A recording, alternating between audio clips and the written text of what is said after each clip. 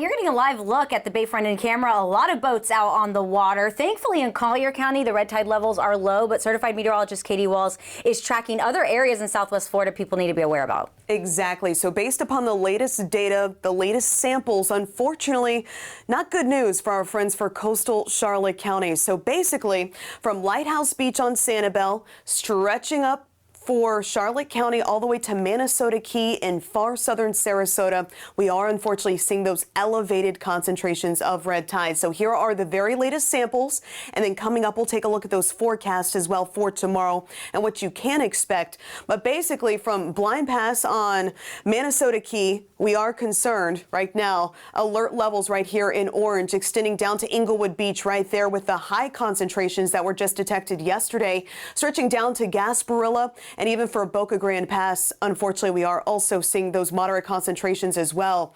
As for Pine Island Sound, still some cautionary levels there, and those cautionary levels extend to Lighthouse Beach. But great news, Fort Myers Beach, Estero Island, down to Bonita Beach, Vanderbilt Beach, Naples Pier, and even down to Marco Island. We are not detecting any concentrations of red tide. So a closer look beach by beach.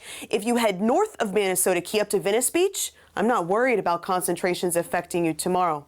But as you head farther south, right here on Manasota Key, Blind Pass Beach specifically, that's when those moderate concentrations will be going up from 11 a.m. onward. A little farther south to Inglewood Beach, that's where we are expecting high concentrations from 11 a.m. onward.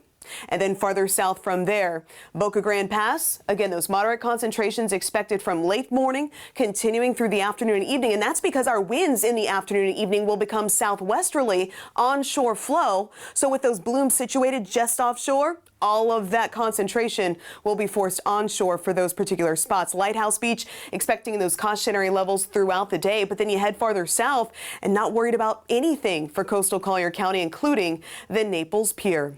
Live look now across Pine Island Sound from Tarpon Lodge. It's going to be a beautiful sunset, but we certainly have those high thin cirrus clouds that could impede some of that visibility. Regardless, though, beautiful conditions to get outside and enjoy this evening. Partly cloudy skies expected later on tonight. Temperatures eventually dropping through the 70s. So overnight tonight, clouds clear out. Tomorrow morning, we'll start things off with mostly sunny skies. Heading into the afternoon, I am expecting a partly cloudy sky, especially farther inland, but that's where the best concentration of showers will be, but unfortunately even that probability just 20%.